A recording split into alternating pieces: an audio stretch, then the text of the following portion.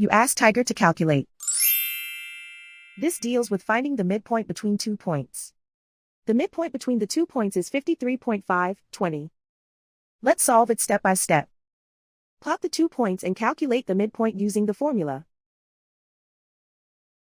The coordinates of point 1 are x1 equals 69, y1 equals 31. The coordinates of point 2 are x2 equals 38, y2 equals 9. PM represents the midpoint of the 2 points.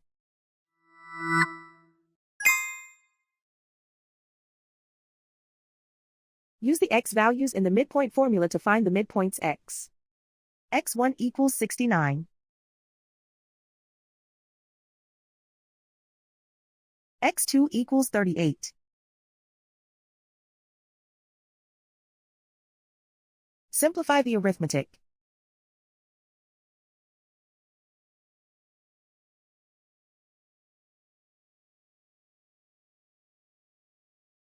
Use the y values in the midpoint formula to find the midpoints y. y1 equals 31.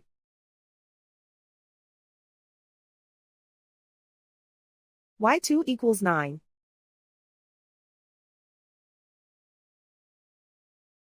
Simplify the arithmetic.